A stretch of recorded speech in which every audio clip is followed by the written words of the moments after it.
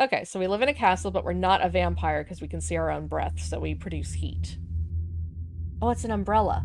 There's the line, and clearly an umbrella. Gotcha. So confirmed, we are a vampire. Hi, I'm Avaris Harkay, and this is Bloody Painter by I Don't Trust Angels. It looks kind of interesting. It's a visual novel, interactive fiction, atmospheric, dark fantasy. Apparently there was a prequel. It's a spin-off game from an earlier game that they did, The Last Two Vampires, but you don't have to play the first one to understand, so it should be perfectly fine to just go ahead and play. The art looks really interesting. There's supposed to be like 3 different endings, but look at some of this. It's almost interpretive. Like you have to get from the context from what's written here that it looks like it is maybe a dude here and a dude here, and they're kind of like holding or comforting each other. He might have been collapsed or something. So there's like a face and a second face, and you can kind of see a hand and a hand and a hand maybe and a shoulder. So it's kind of interesting to look at. But yeah, we'll take a gander. Written in ink. Bloody Painter. In. It's been a long time since you've left your castle, but it feels like this time will be the right time. The wind's chilly outside. You see breath as you breathe. Okay, so we live in a castle, but we're not a vampire because we can see our own breath, so we produce heat. And this kind of looks like the ramparts of a castle edge here, maybe. Out. In. Out. You don't feel the cold. Not really. No matter how far the chill penetrates your skin, still, you prefer the warmer days. Maybe it's because they remind you of happier times. You don't really know, nor do you remember. There's not much to remember, actually. It's impossible for you to remember. You walk through the trees. They creak as they wave towards you, their bony branches almost clawing at your cloak. And this looks like maybe snowy ground with the shadow of the trees cast down. So there was the text. And then find the innocent.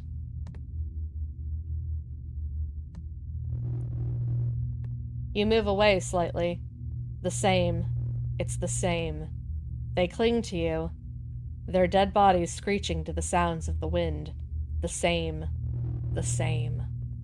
It's not long now until you find yourself in the village. The moonlight glimmers upon the oily brick floor. Calming whispers of the village people echo through the dimly lit windows. All's shut tonight, as it always is. But they know you're here. They never bid you a hello, a goodbye, but they know you're here.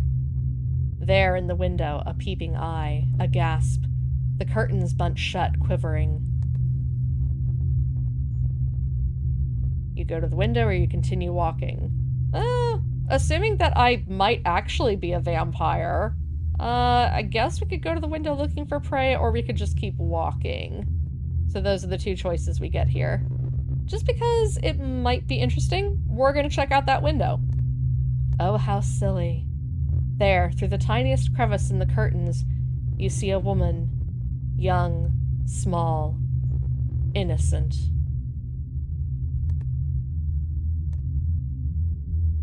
That almost looks like a marble statue or something.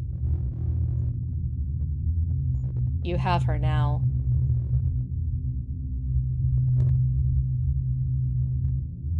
The window isn't hard to unlock. No movement and the lock unhatches. The window flings open to the sound of a wolf howling in the distance. She notices you. She stares like a deer caught within the hunter's trap. She doesn't try to hide. Maybe she's mumbling, you can't tell. Prayers? Most likely. Heavenly words to scare the monsters away. Oh, but it's not scary to you. And she can't get away. Oh, no. The taste of the innocent. It fills your mouth. Blood. Sweet nectar.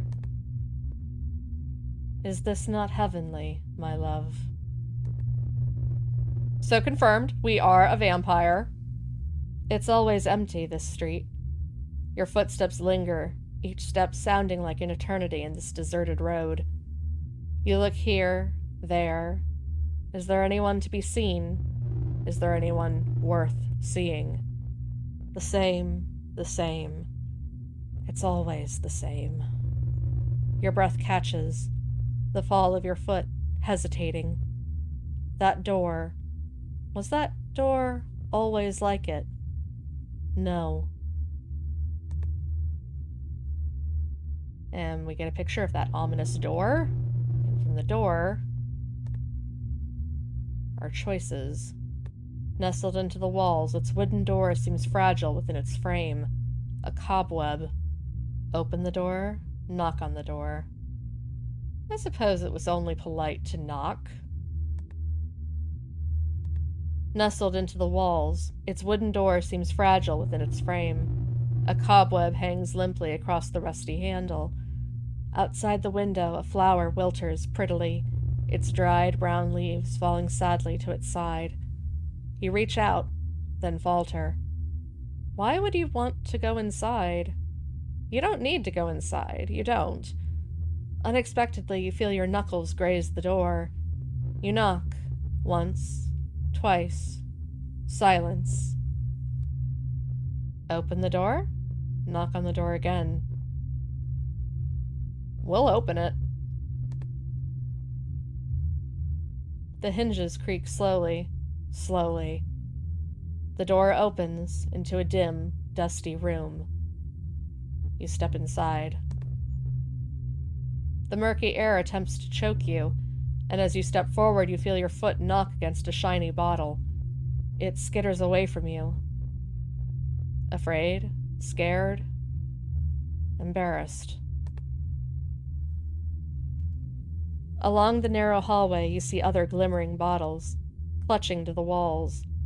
In front, a quiet light flickers gently, weakly, illuminating a larger room. It looks as messy as the hallway. Pick up one of the bottles, walk towards the light. We'll walk towards the light. I don't know what we'd need the bottles for. We're a vampire and we just had a drink. The room is small, cozy, were it not for the bottles that lined the shelves, floors, chairs. Crumpled scraps of paper, charred and rotten, litter themselves around you. Large, indiscernible marks are splattered across the walls and floor, looking like one of your messy kills. And there, across the room, a painting. Pick up one of the pieces of paper, inspect the suspicious marks. The painting. Oh, I think we're looking at that painting. Pretty. That's basically it. And there is a figure, possibly carrying a sword or a staff. Clouds or something. Oh, it's an umbrella. Here's the line, and clearly an umbrella. Gotcha. A woman. She stares at you from across the room. Forever beautiful. So picturesque, in her pastel high-neck dress and summer hat adorned with the prettiest of flowers. Her lips are perked in a smile, cheeky and childish, as her eyes gleam like a ray of sunshine reflecting in a clear blue lake. She sits there within the aging frame, frozen, unchanging. Sort of like me, the vampire. Ahem. It's hard to tear your eyes from hers. It's as if she sees within your very soul.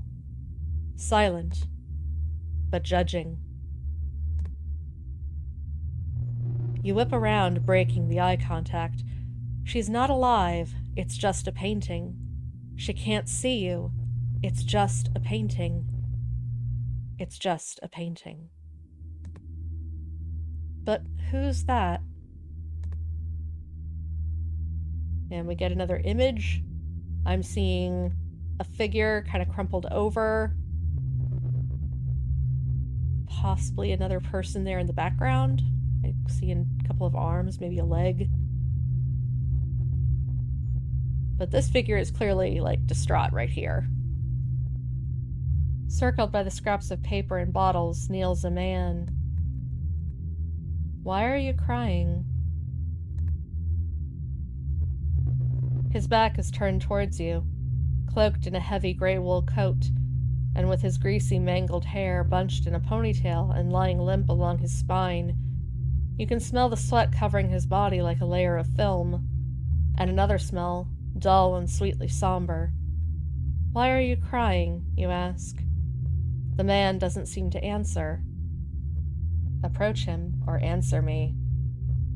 Let's approach. We're a vampire. We have nothing to fear. We're fine. The closer you move, the more you see that the man is shaking. His head shakes within his trembling hands, and his head is so small, so fragile. Were he more like a child than a man, perhaps, but then every man looks like a child to you now. Reach out. Why are you crying? We already asked that, so I'm just going to reach out, see what happens. Slowly, you place your hand on his shivering shoulder, firm. The man stops his trembles. He catches himself like a fly awaiting the spider's venom. He doesn't run. He doesn't hide. He simply stops. Has death finally come to claim me? He whispers. I'm not death. Then who are you?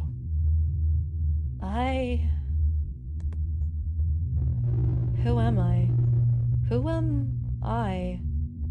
Of course, you know who you are. It's just, you don't exactly remember who you were. So you stand there as quiet as he, as these thoughts cloud your mind. It's so simple, is it not? To know who you are. I'm not death, but if it's death you so desire, then I can bring it. The man looks up at you. His eyes are rimmed red, raw, large. Large like the girl whose blood tasted so sweet. So sweet. Blood. Blood. Please take me away. Okie doke, we can do that. As a vampire, I have invested in me to commit random acts of murder all over the place. Please take me away, he screams. Take me away. I cannot deal with this anymore. No more, no more. He clasps his head in pain. You can smell the salt. Why is it that you cry so? He looks up and then around. You notice that he's knelt before a canvas. There. It's her. It's the woman again. Staring. Except she's not staring. She's merely a water stain of an ugly canvas. No, she doesn't look as beautiful as before. She doesn't even look human. This used to bring me such happiness, the man manages to say, his hand sweeping over the canvas, carcasses that adorn the room like a shrine. Now it only seems to bring me pain. Who was she? I'm gonna guess dead wife or something. Who was she? The words leave your mouth before you had time to think, and now you wonder why you even asked. Why would you care? Is this man before you not one of the same? The same old, boring humans. The humans who chatter and play in the sun like a parade of flies. This human, this frail man, this lonely man. By any chance is he a reflection of yourself, vampire main character? In your loneliness and solitude and all that. A long silence chokes the room. It's hard to breathe. Breathe. How do you breathe? But he answers. Just barely a whisper, but he answers. She was my wife. Called it. And so she died. Everyone dies. I'm guessing she's dead, although he's not wrong. Yeah, it's everyone. Anyway. And she died, so you're upset about it. Okay, gotcha. And so she died. Yes, she died. The words fall from his lips like stone, but he's not angry. Please, brother of death, I don't want to feel pain anymore. What do you want? I think he just wants an escape. Tell me what it is that you desire. He looks at his hands, bloodied with paint and sweat, his eyebrows knot together. Oh, how you want to reach out to him, to take him. The words escape him, uncontrolled and unsteady. I wish to be without this pain. If I have to die to live without this grief, then I shall. Lonely. Take him. Why not? Oh, it's the picture.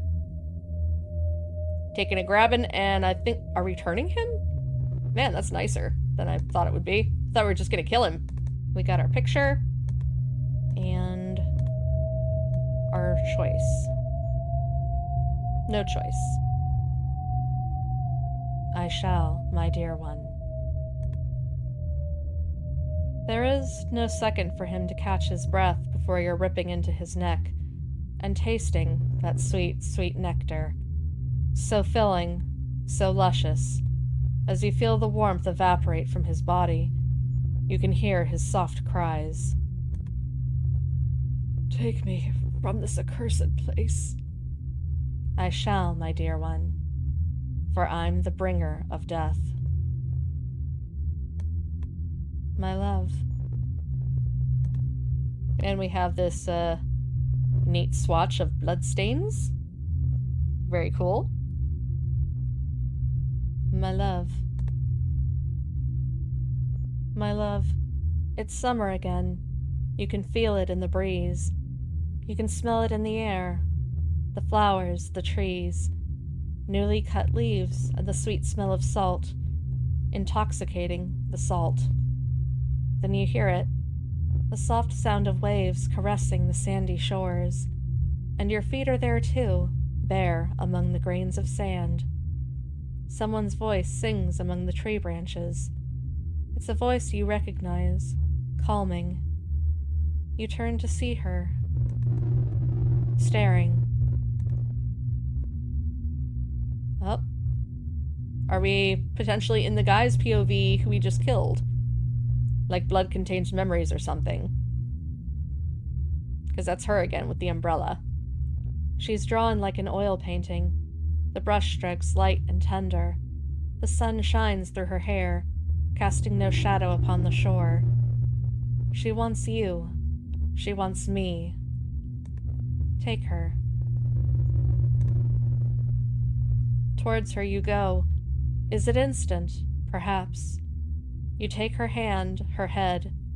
Your fingers stroke through her locks of hair, the paint rubbing off onto your fingers and dripping onto your feet.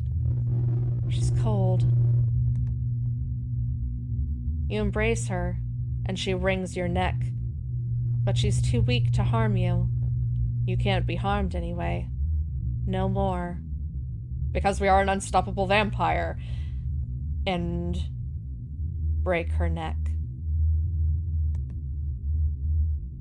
The man falls from your grasp, his body a puddle of limbs on the hardened floor. Okay, so does this indicate that he potentially killed her? I think he may have killed his own wife. Maybe. We'll see. His heart struggles to beat, but it's living. Give him the blood or take him. I kind of feel like this guy was a mirror of our main character when he saw him and recognized his loneliness. And if everything's the same, admittedly, it potentially becomes the undoing of any vampire to go ahead and make another one who can potentially, stand up to you, come after you, kill you. But let's do it! Let's turn him. I'm assuming that's what give him the blood means. You feel your heart beating in unison to his. Slow. Steady. Vampires have heartbeats. Interesting. Rip open your wrist. Blood. Blood. Sweet nectar. It smells heavenly. But it's the devil that made you. The red blood slips down your arm. Drip. Drip. Isn't your heart racing? The man's eyes dim. Quickly now. The blood. We get another one of these splotchy images. And I can't quite tell what's going on here other than it looks like a hand. Maybe he's grasping someone's forearm, or that looks like a second hand, actually. I don't quite know what this is. Looks like it could be the shape of a person, though. And then you've got two hands on an arm, maybe. Oh.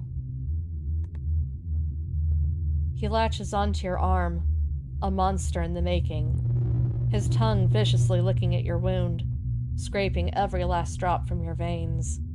Such ecstasy. Won't you be mine?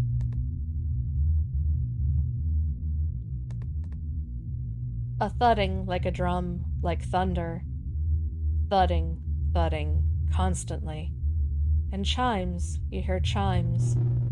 Is it midnight already? Have you had enough? Your body tingles, light. Is that what the day used to look like? It's so bright, it's almost calming. You lay there. It's hard to tell where now. You feel him beside you, this man, now monster. Is he breathing? Not like he used to. It takes a while, but then you forget. You forget everything. And nothing ever mattered. We may have also made a huge mistake, because this guy wanted to die to escape the pain of probably what he did or whatever. So, lonely or not, we may have just created our own death, because he's not going to be happy about this. He wanted to die. He didn't want to live. We should have turned to the girl, but that wasn't an option. Am I dead? The words ring in your ears. You can't catch them exactly. No. Can you not feel your heart beating? Does he touch his chest? Does he feel his skin for that warmth you once craved? That you stole? What am I? Yes, what am I? A vampire. I think that might be an ending. Because that looks like that is the end of what I can do here. Interesting. Definitely captured that gothic feel. I don't know how the other two endings branch, but I assume they have to do with whether you turn this guy or not, and probably whether you fed from the woman or not. Like, there might even be an option where you just kind of wander through the town and don't do anything, don't interact with anyone. I did both the vampire options. I turned to the guy and I drank from the woman, so whoopsie, but that was interesting. It also captures that very melancholic feel of, you know, the Gothic literature and just that whole angsty, that very dark and gloomy atmosphere that you kind of expect from that whole era of writing and stuff. So this was good. So that was Bloody Painter. Hopefully this was as fun for you as it was for me, and thanks so much for joining me. I appreciate it, and hopefully see you next time. Thanks so much for watching. Bye!